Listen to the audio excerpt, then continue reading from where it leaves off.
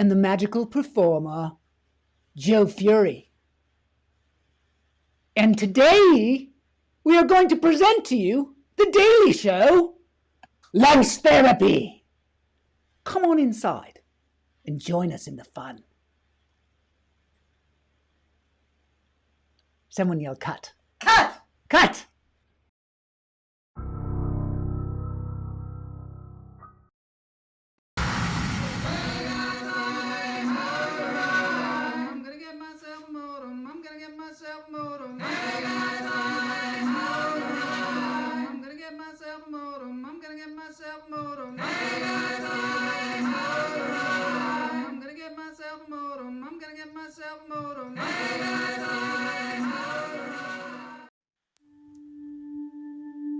Blas Lorenzo. Holy crap, the show began. Whoa. I didn't realize. Are we live? Yeah, we're live. We're live to LinkedIn. We're live to Twitch, to Facebook, to YouTube, to Twitter. You know, we got like 130 views on Twitter the other day. I don't know what happened, but I think it was from that time where we interviewed the psychedelic mushroom people. Remember that?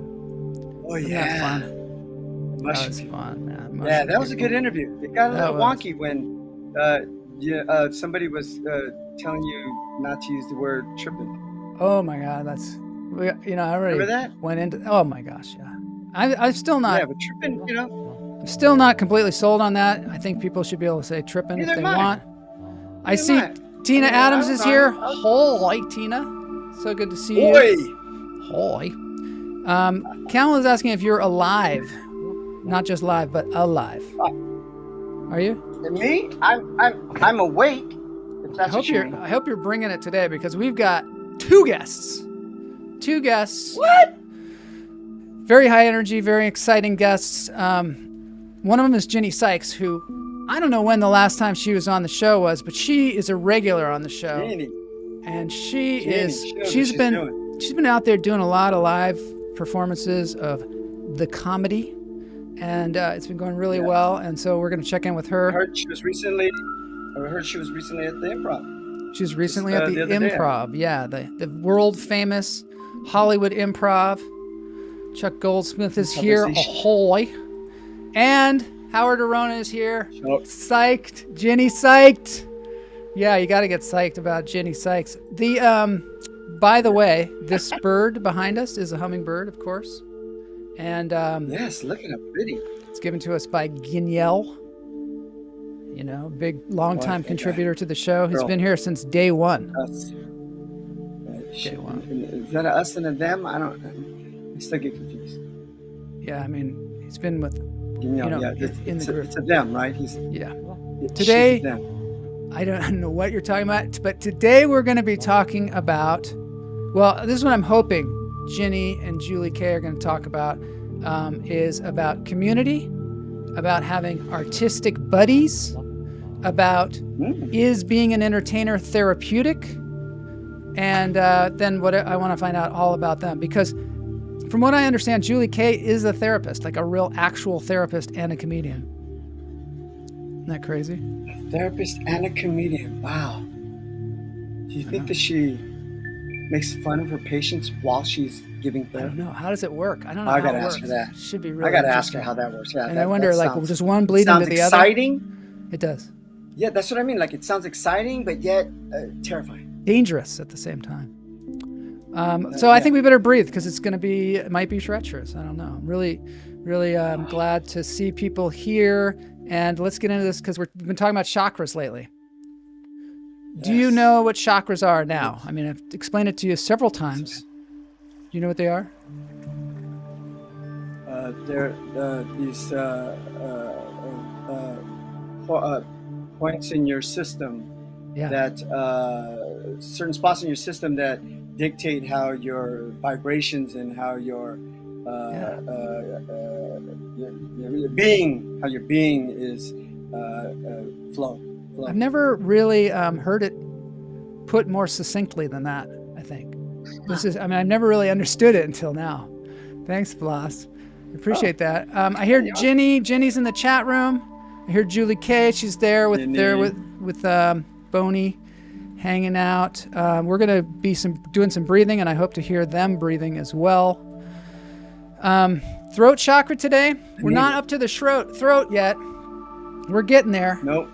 Spinning wheels of energy. We're still waiting for that book. Kamala ordered that book, Howard, about the chakras, so maybe we'll actually get some, knowledge on it, perhaps. Detailed information, yeah. I'm going to loan it to Blas as well. My God, Blas is really suffering today. Like a book you have to look with pages and words and stuff? Yeah, you gotta read it. It's like a physical thing. Yeah. So is it a textbook? I'm not going to say text because that's going to intimidate some people. When you say textbook, all of a sudden I think of like a really heavy book. What I just got nervous. Remember when you had to have a backpack and you had to like put a bunch of heavy books in there and carry them around? That was fun. Oh my gosh. I think that's why I'm short. Yeah. So we're going to... My backpack was heavy. I think that's why I'm short on money. All the money that I spent on those things. Ha ha ha ha ha. Ha ha. Short on money. Education, borrow money from the government. Exactly. So, okay, so the middle one there, the yellow one, that's the one we're focusing on today. Do you know which chakra that is? I just had it 2 seconds ago. I can't remember how to say it. It has to do with the sun. Maybe that's why it's that yellow color. Even though the sun, is it really yellow? I don't know. It's hard to tell because if you look at it, it burns your retina out. Exactly. And it's got some reddish orange action going on in it. So with the help of healing vibrations, we are going to listen to a binaural sound relating to this chakra and this chakra, just so we know what we're, attacking here. Is attacking the right word? I don't think it is. I don't think you attack anything in this kind of work, but we're going to attack it here. It's the Manipura is this chakra. It's located actually at the navel. This is from the Yoga Journal.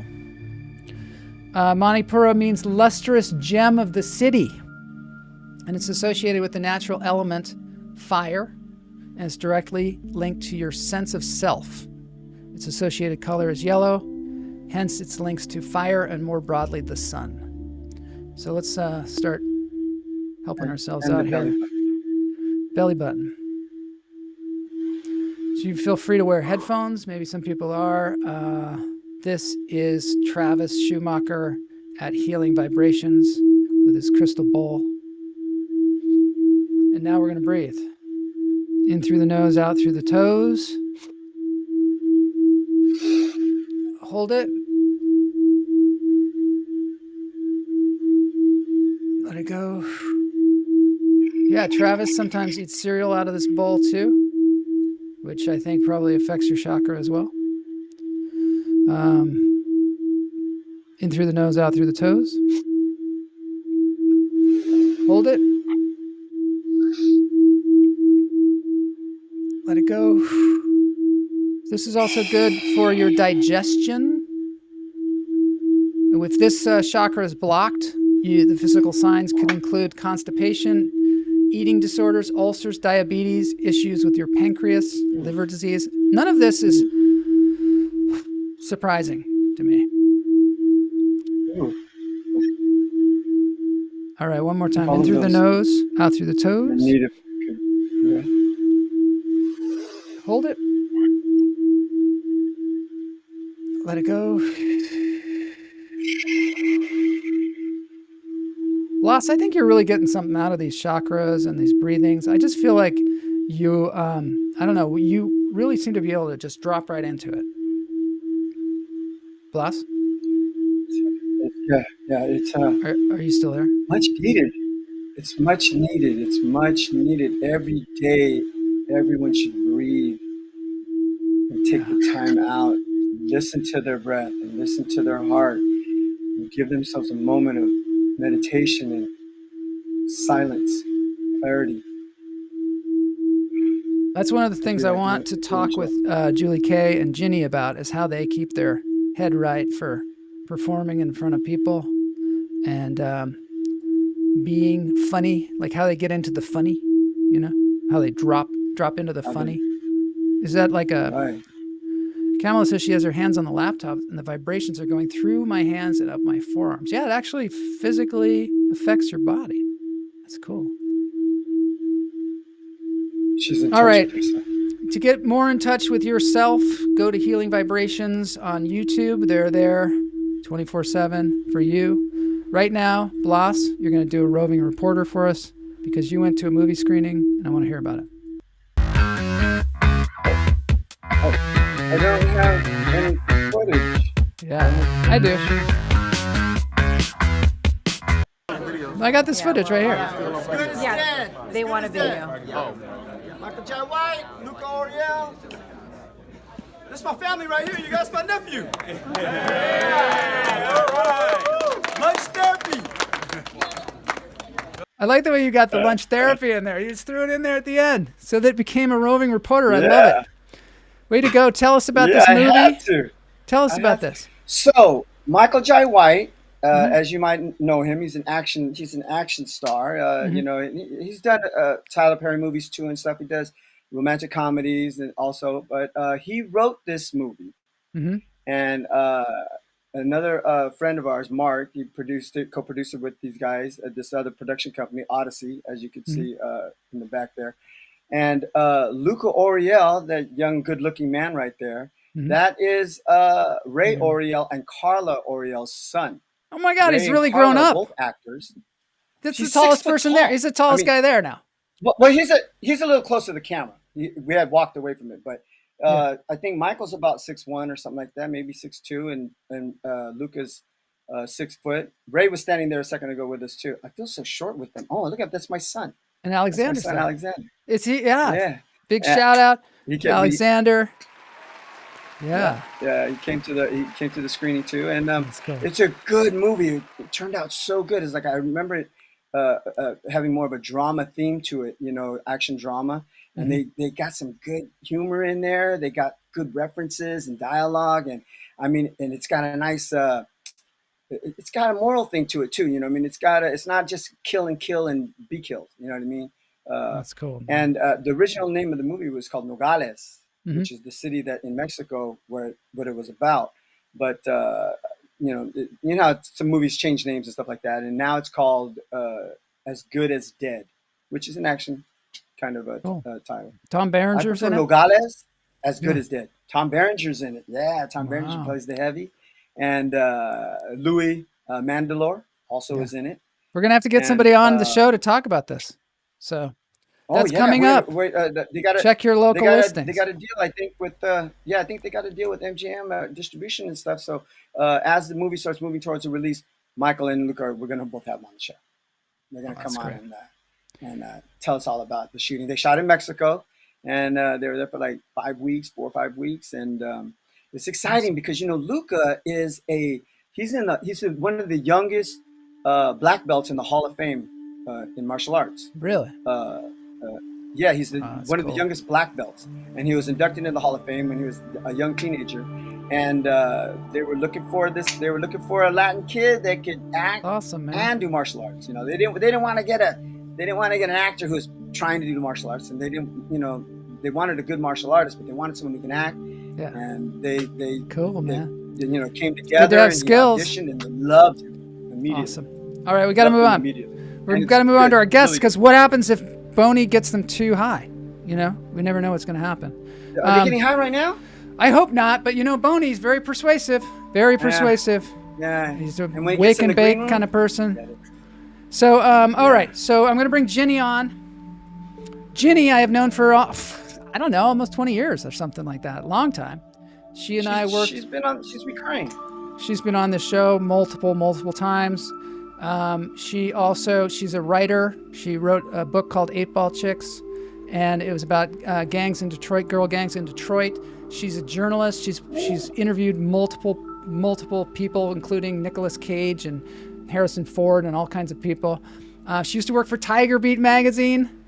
She also was, she also was one of the producers on our movie Equal Means Equal, and was one of the writers. And I have just known her forever. I saw her first stand-up, which was at Second City, I believe, on Hollywood, and I was like, "You got something, baby."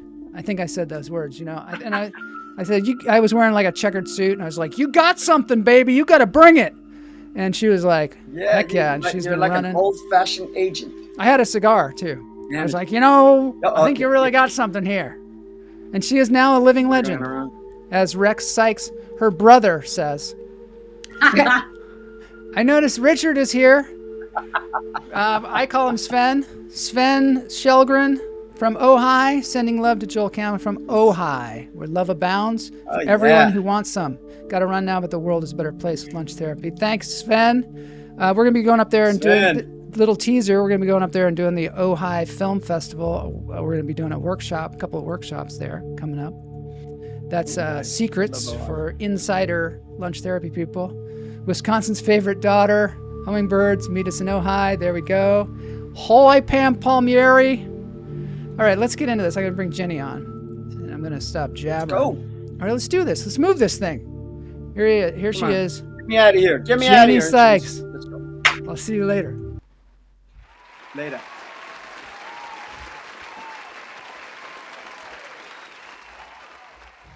I think people thought maybe I was lying and that I didn't have Gini Sikes, but I got her right here. Oh my God. So great to have you back, Ginny. Welcome to Lunch Therapy. Joel, you forgot to tell them that when you were telling me to get into comedy that I had to blow Boney. Yeah. Well, I mean, I try not to really say that. Easy. Because there's nothing there. There's just nothing there. It's just a skeleton. Hey. It doesn't have anything. Yes. Are you there, disembodied voice? He says, hey. I don't know. Okay. Blas. I'm going to have to mute you, Blas, if you don't.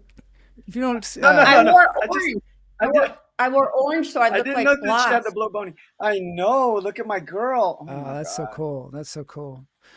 Ginny, Get in there, guys. we have also been to India multiple times, a couple of times together. Yeah. And that's been always incredible experiences. But today, we're here to talk about comedy. We're here to talk about what you've been doing over the last couple of years. You've been everywhere. You've played the Improv. You played Comedy Store. You've played Comedy Store La Jolla. You've been to Vegas, right? Have you been to Vegas too? With who you're going to meet, Julie and I, 2 chicks in Vegas. 2 chicks Not in able Vegas. to walk on our heels. Wow. So I want to hear all about like what you've learned in this. Let's go right to the Tiger Beat questions, right? Now I want to learn from you what you've learned in the last couple of years, going out and doing stand-up. Maybe you can tell us something about what you've learned about comedy, what you've learned about yourself, what you've learned about being on the road. Tell me. Well, sticking with the theme of the show, because we're going to have Julie on in a second, and Julie has a whole other career beside comedy, where she's a therapist. You know, pretty much everybody who is at my level in comedy has another job, you know, and so we have nurses in comedy, you know, people who work at suicide hotlines. I mean, I'm just thinking of the people I know, you know. But it's interesting because, you know, I'm a crime reporter, and I have this thing, you know, what does comedy and crime have in common? I say crime doesn't pay either. In LA, comedy doesn't pay unless you're pretty big. You know, the best thing about this is, and I'll say this quickly, but years ago, I was a segment producer on a show for Dennis Leary, And I worked with a bunch of guys who then went on to become comedy writers, not stand-ups, but comedy writers. And they always told me that stand-up comedy was the most brutal art form because the guys were so aggressive and they would insult each other. This was in the 80s. And I think the one thing that I've benefited from is when I got into it, it's so much more inclusive. You know, you have women, you have transgender, you have people of color. And I've been able to find really supportive group of friends. And so I don't know if it was truly cutthroat in the 80s, but certainly right now it's a blast. Well, that's something that I want to speak to. So that's something I want to speak to today too, is about supporting one another as if you're a comedian, an actor, or a painter, anything that you're doing where people say it's a very competitive business and we need to be very competitive. Well, why? Why do we have to be competitive? Is it because there's not enough space for all of us or something? Or is it what? Or does it make us better to be competitive? What do you think about competition? They also have these competitions, you know, comedy competitions. I'm a bad one to ask. I hate comedy contests because I'm not big on it either. But I mean, I can understand why they have them, but I don't understand the philosophy behind it really.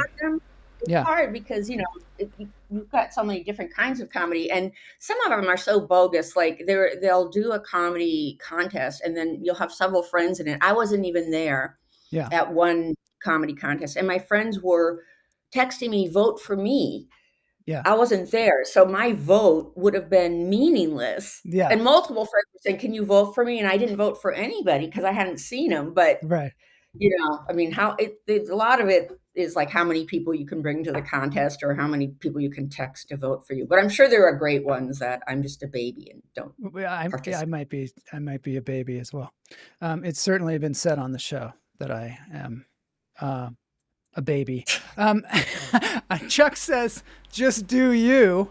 And I think that that's true because there's so many different, first of all, trying to compare one comedian to another. I mean, there's one that's maybe telling stories and another one that is telling like punchlines and another person's doing like one-liners. And, you know, I mean, there's just so many varied forms of it, I suppose. But I think probably one of the things is just to get people to the shows. I mean, a lot of the things about being a comedian, especially when you're kind of starting out, is you need stage time. You need a lot of stage time. And sometimes if you say it's a contest, you can get a lot more people there. And, you know, you can't really take the contest part of it to heart because art does not thrive in that kind of environment, I don't think, where there's people, you know, judging you, basically. It's not been my experience, but maybe I am a pussy. It has been said on the show. Oh, I think you are. So, all right. So, Julie, did you meet her in Vegas, or when did you meet Julie? No. Julie and I met through Jimmy Shin. You know, Jimmy Shin. Jimmy Shin. Yep, Jenny's been on this show. We were on Zoom classes together. Yeah. And she lives out by the Santa Monica area. And she kept driving in for mics in West Hollywood. And she said, "Would you mind if I came over to your house? Because I don't want to keep going back and forth." You know, and so I said, "Look, I'll give you a pair of keys. You could just come over whenever you want." Yeah. You know, work in the back room. And so she started doing that. And then we started collaborating. And it's interesting because one of the reasons we don't compete with each other. So, I mean, as a woman, typically there are fewer women on a show, right? Yeah. But she and I have, as she says, we have very different brands. So it's not like we would have the same, you know, we wouldn't be competing for the same spot other than being female. Yeah. But we can tell you all about it. I just want to point out, a viewer said, "Joel, you're awesome." And I just want to say thanks. That's Mika. She's a big star. She does a lot of shows. Maybe Blas, do you know Mika from Philippines? She's an actor and a singer. I'm familiar with her. Yeah, and her husband. She didn't have to blow Boney. No. She's got her own thing going on. She didn't have to do that. She says hi. This is a very interactive show. Okay, so now, Ginny, we're going to bring Julie on. Maybe you can give us a little bit of an introduction to who she is and how you met and all that stuff. We already said that. Julie's my better half. We're not lesbians at all. She's just better because everybody who meets her is, oh, she's so bubbly and nice and, high spirited. And I'm not. So we balance each other out. And she can describe, we're both from the Midwest too. Yeah. I'm from Wisconsin. She's from Minnesota. So, wow. And she is like, you'll find out she's a therapist and she's been doing comedy, I think just a year less than I am, but she's going just taken off. That's cool. Yeah. Do you think being from the Midwest gives you a certain point of view that is unique in the comedy world? Oh yeah, absolutely. Especially if you're an outsider in the Midwest. But I think you can be an outsider in New York City or LA, but I think that's the whole thing about comics is they feel on the outside looking in. So, or at least a lot of them. Yeah, that's, George Carlin said something about how he always wanted to position himself as a viewer of society rather than somebody in society, because if you get a position as a viewer, you can come up with the funny stuff a lot easier, I suppose, because you're not as in it. I don't know. I mean, I'm totally paraphrasing, but it's just something that, I heard him say. I think maybe it was in his biography. So, with that said, I will now view Julie Kay as an outsider looking upon greatness. And here she is, Julie.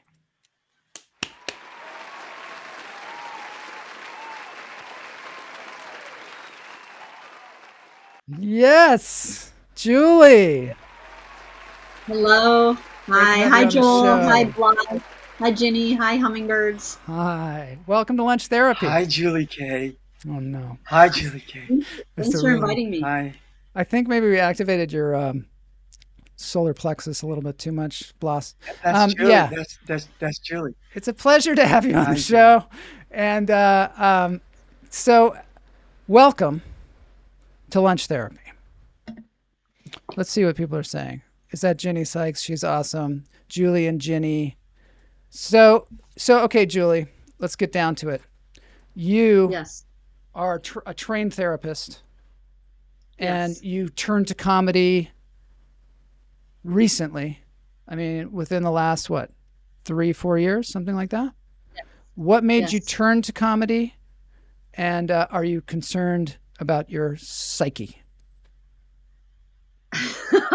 I am not concerned about my psyche. My psyche is very healthy. I hope. I didn't turn away from anything to comedy. I kind of just added comedy on top of my life. And I've always had it on my bucket list that sometime in my life I was going to write a set, perform a set, check it off my bucket list, and okay, I faced that fear. But then I, took a class, wrote a set, did a show, and was bitten by the bug of it. It's just fun and therapeutic and exciting and fulfilling and scary and fun. And it's basically when you write a joke and you work on writing, rewriting, doing mics, and then you perform it, and then the laughter comes, your brain squirts a little bit of dopamine, and then now I'm addicted to the dopamine in my brain, and I just found a way to get it through comedy. Wow, you're giving us a scientific explanation of our addiction. I like that. Oh, I just want to say, Mika Javier, she did a super sticker. People are welcome to do that. Donate to the show. Very appreciative of that. I think normally a graphic shows up, but I've got a description of the graphic. Thanks so much, Mika. I appreciate that. Yes. So that is sort of, would you say that it's an addiction though? Would you say that being a stand-up is sort of addicting, like literally addicting? Ginny and I will agree to disagree. I say it's not, and she says it is. I see. Yeah. Do you think sometimes people substitute adrenaline rushes for other drugs that they might have done in the past?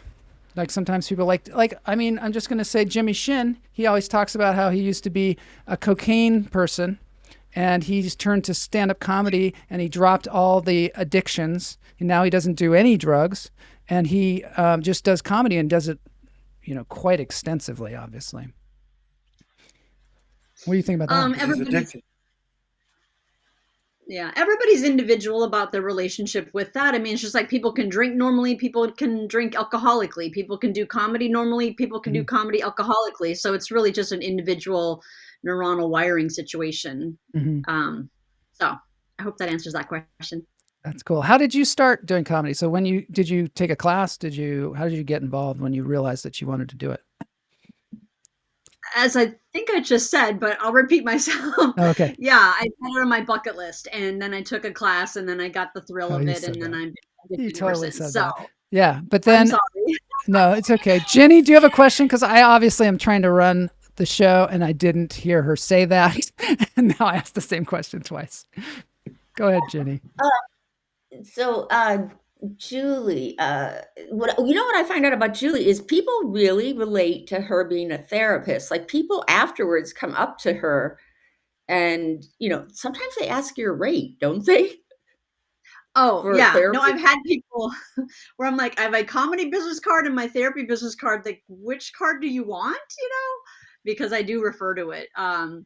But I love that having Ginny as my comedy buddy, because we're not just sharing the industry of comedy. We get to kind of give each other different feedback and different encouragement. And like another comedian watching another comedian, like I love how Ginny sees things and she brings it to my attention that like an audience member wouldn't see, or just another person on the lineup wouldn't see, because we have this cool comedic buddy thing. It's like, don't wear that shirt, or don't flip your hair, or you know what, and I love that about having a comedy buddy, because it's just a different perspective in the whole arena of performing, but also with the higher intention of like, we want each other to be better.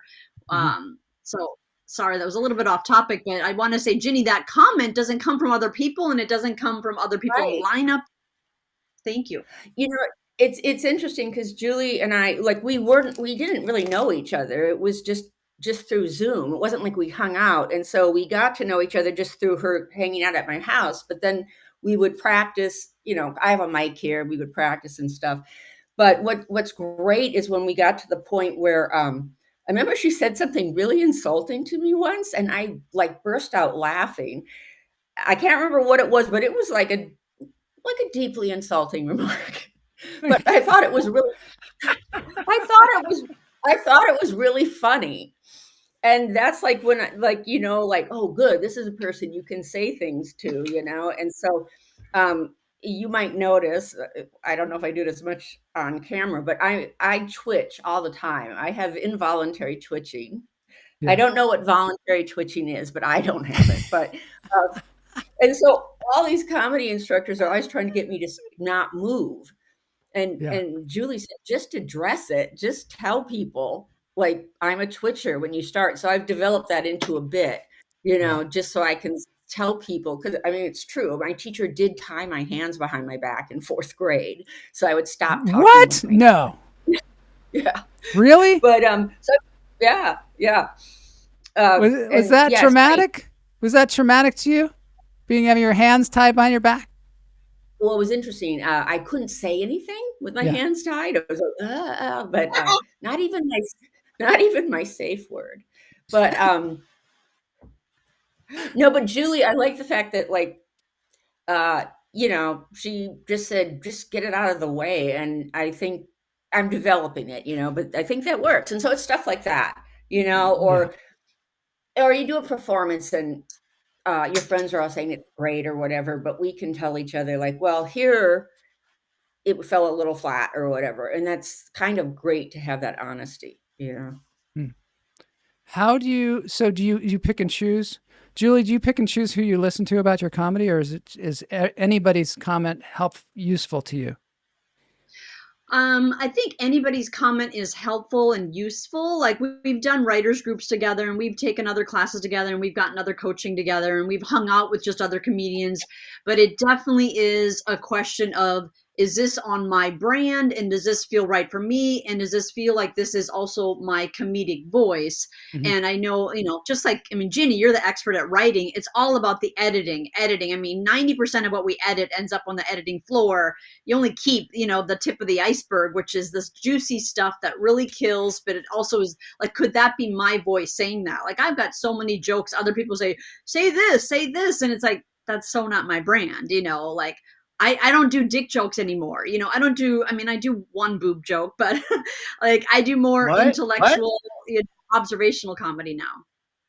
Now, do you, okay, so I do this, eating ass jokes. Yeah, you do. Yeah, Oh no, Joel, Blas, what?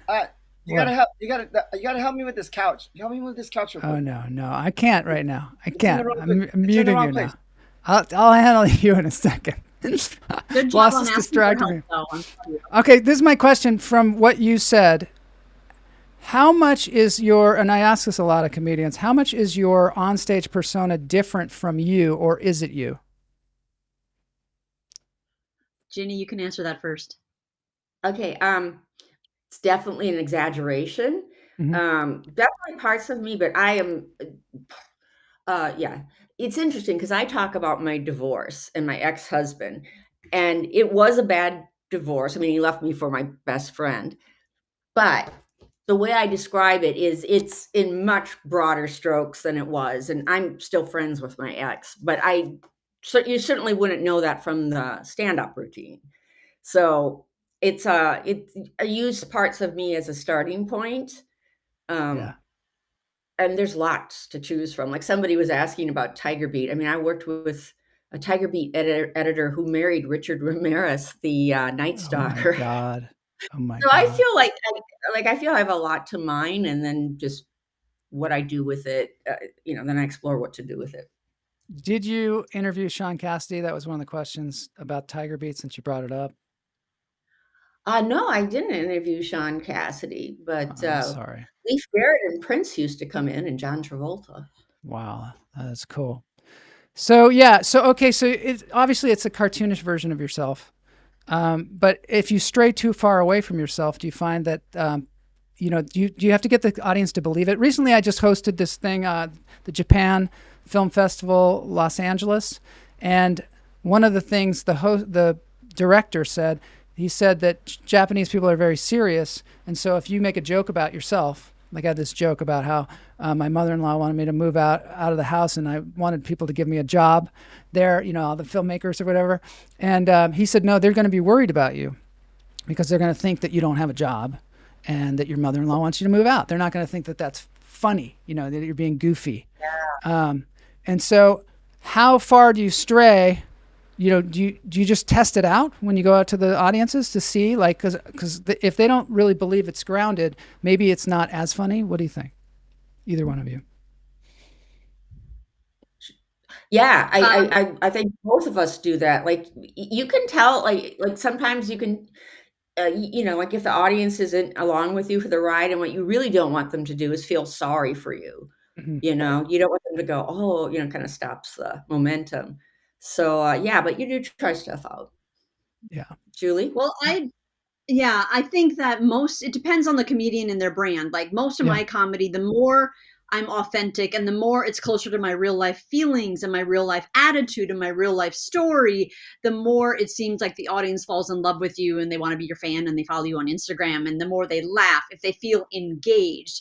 Now, my personal brand is a lot more of telling stories about myself that are very personal, and it's always a challenge to be that like raw and vulnerable on stage, but it's people feel like almost like your solar plexus. They feel that heart chakra, and they can tell. Yeah. It's like, I feel like everybody kind of walks around with like this bullshit detector. And it's like, if you're authentic, you're going to kill. Now, it might be a weird night or Mercury's in retrograde or the audience is just too drunk or I don't know what, but the same set when you're on and you've got an audience that's connected, oh my God, it is a rush. But I know there are a lot of other comics out there who do like just political humor or topical humor, and whether that's just their brand or their own personal life isn't funny enough. But I think Ginny and I have so many crazy personal life stories that I think both of us feel like I haven't finished writing a set about that trauma. I haven't finished writing a set about that breakup. Like we've got so much material that we don't need to do topical humor because we got just so much in our personal life that's freaking funny. And especially like I love Ginny's attitude about things. Like she'll see things the glass half empty, and I'll see things the glass half full, and she'll be like, oh my God, that makes me want to commit suicide. I'm like, oh my God, that's such an opportunity for learning and growth, so anyways, I kind of answered the question. I see the glass as half full of arsenic. Yeah. Well, speaking of the glass half full, glass half empty, and you mentioned chakras and you mentioned Mercury in retrograde. Do you have things that you like, daily practices that you do that help you with your sanity and also your creativity? Oh my God, the list is so long. I have to say, just to be serious for a second, it's community, definitely having community, but like I have to sleep. Both her and I love naps. We are sleepers, so when we show up 100%, but we love sleeping, we love napping. And that's kind of why we get along. It's like we go in like a sprinter and then nap.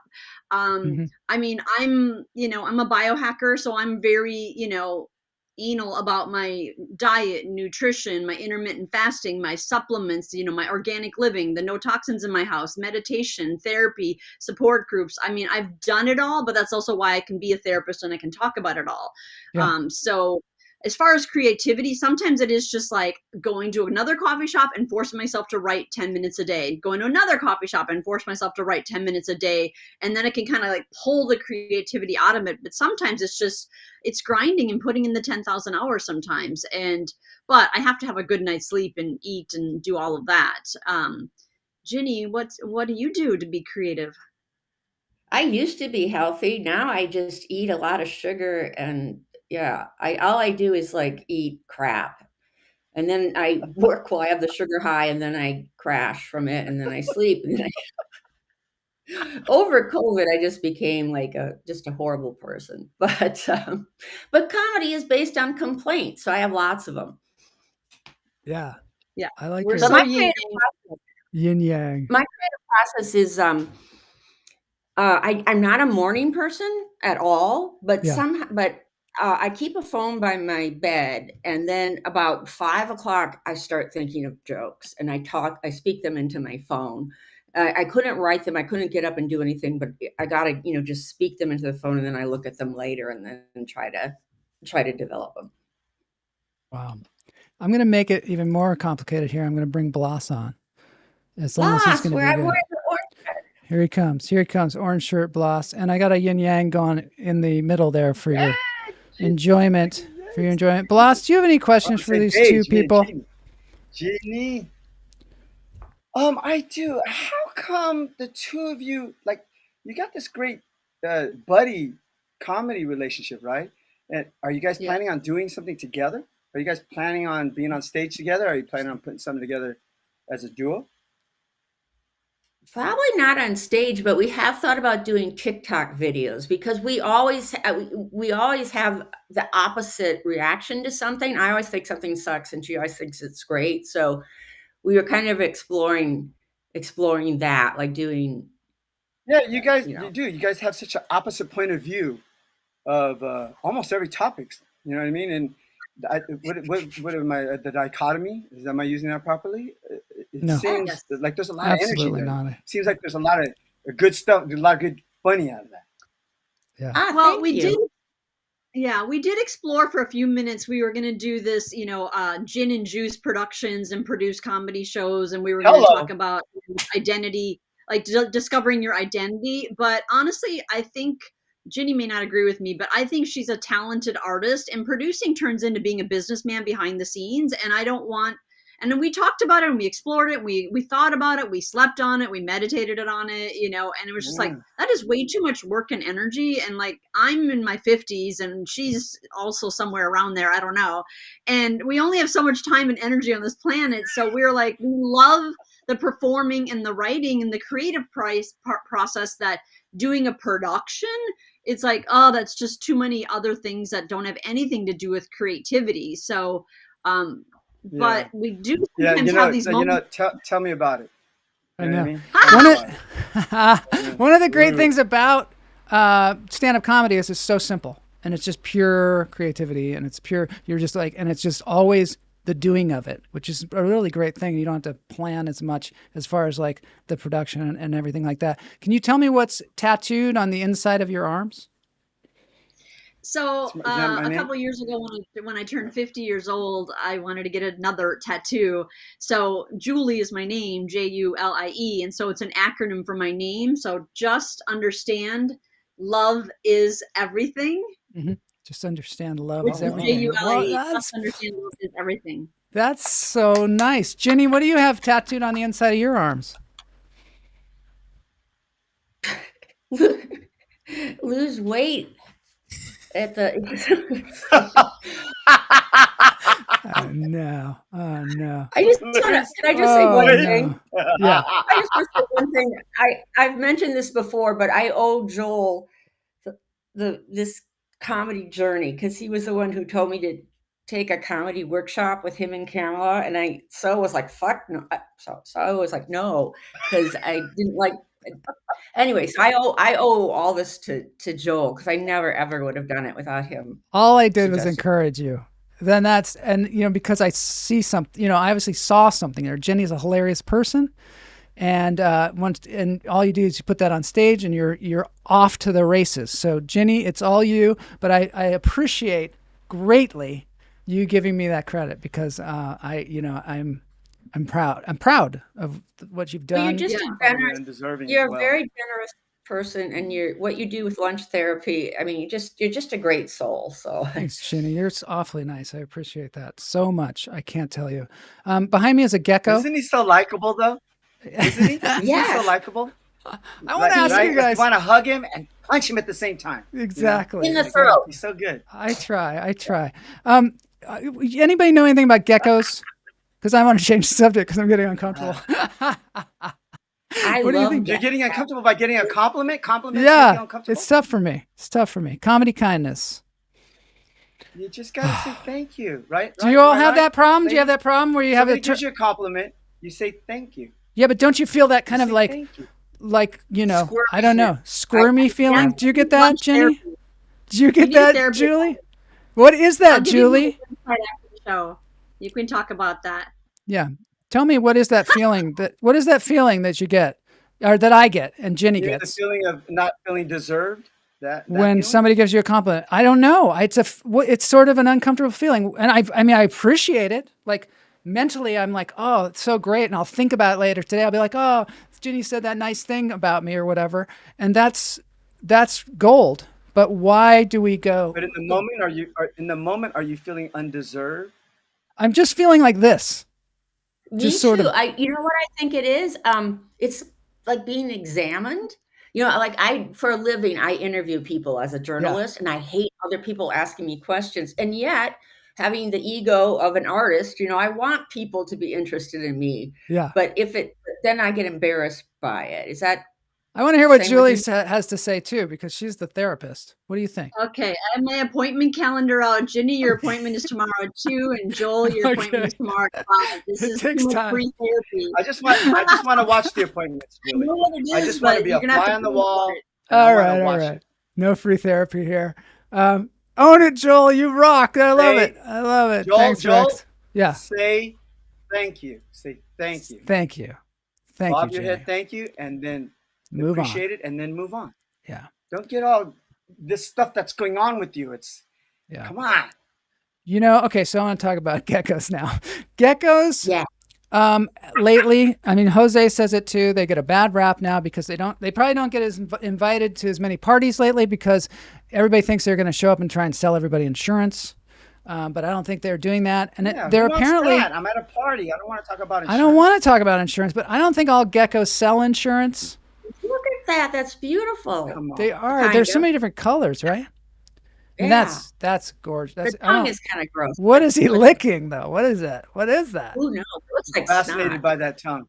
I don't know. Yeah. I'm fascinated though. Look at the movement in that. Look at the control. I mean, And he's going to get what he wants. With that Has tongue. anybody had a gecko as a pet? Anybody? Nobody? I had an iguana I had once. lizards. I had lizards growing up. What's Yeah, the me difference? too. What's the difference? Isn't it a lizard? Well, geckos are prettier, and lizards are not. Hey, and man, the that's- lizards with the yellow belly are okay. The It's lizards rude. with the blue belly are dangerous. I had an iguana that I but found. actually, they're relatives though. They're in the same family. They're in the same family. But I think they They're are reptiles? lizards. I think they're lizards, right? No? Yeah, they're They in look the like- lizard family. I think so too. And All they right. recently found 12 new species that have been around since the dinosaur era. So these guys Geckos? All new they've species been of around for a gecko? very long time. Yeah. Wow. Wow. I'm Like always 12 new fascinated species. at how long these animals have been around long before us. Julie, are you a They science lived for person? about 5 years, most of them. Are you into science at all, Julie? I'm into neuroscience, but not gecko science. Whoa, neuroscience. Shut you down. Well, how do You you said that how do thing you about feel? dopamine What do earlier. you think about the gecko's attitude? Do you think their demeanor is good, or do you feel they have the right temperament to Is he be gonna eat that in the fly? lizard family? I think they can take a compliment very well. I think See, they're that's what I'm shocked. talking about. Bring Joel. out See the where man. you're at. See, They can see how take a she brought it compliment right back well. around. I like that. That's is that a callback? you. Is that a callback? She wrapped it around. She brought it back around. I mean, Look at me, I'm it's a doing little the quick, squirm. but she brought it around. I'm doing the And squirm. she was able Yeah. to dance around, not giving the medical version of it, which Yes. means we didn't have to pay for that. Remember? All right. So I'm gonna move us on to the dance break unless somebody else has another topic that they need to absolutely have to get out. But first, I am going to show you where you can see these women perform. And I'm going to just go to that really quickly here so I can see. Okay, here is Julie's website. It's Scroll. juliecomedy.com, and I'm going to scroll up. Is it up? Yeah, up.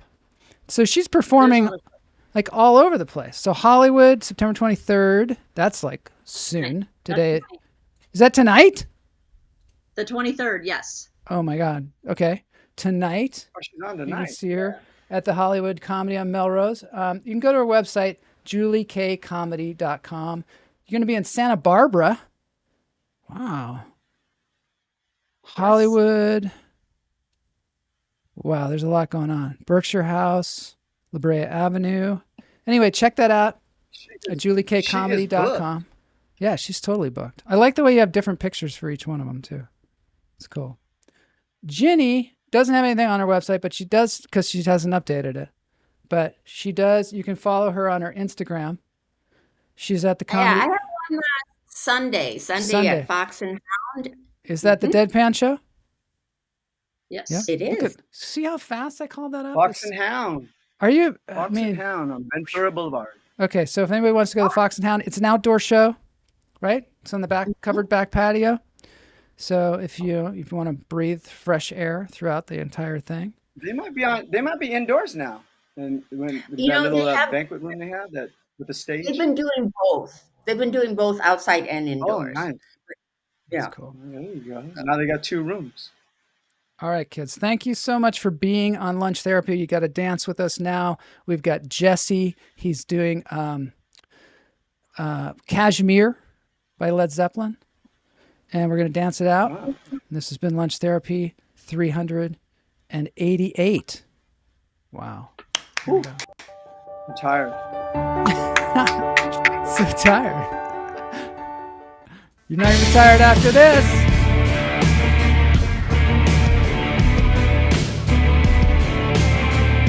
I like this song. Gonna wake everybody up now. good, huh?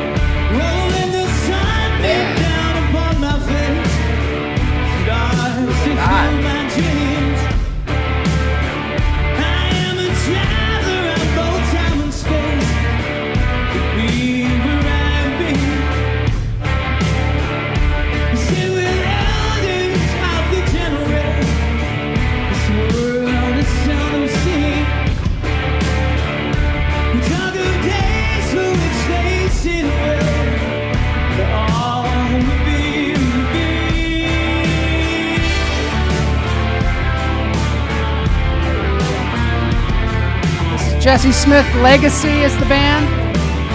They do all kinds of great covers.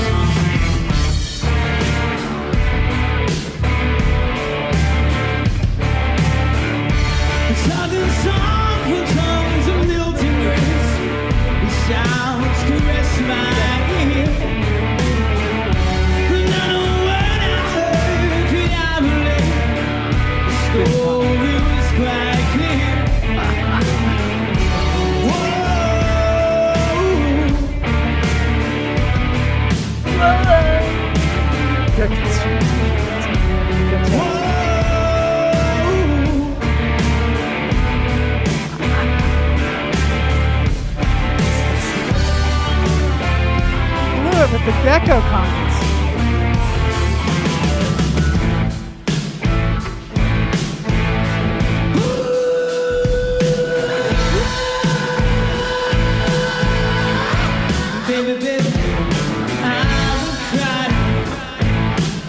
Chuck wants you to come to Long Beach.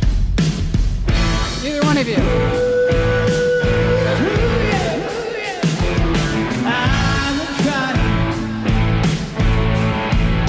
Comedy house in Long Beach.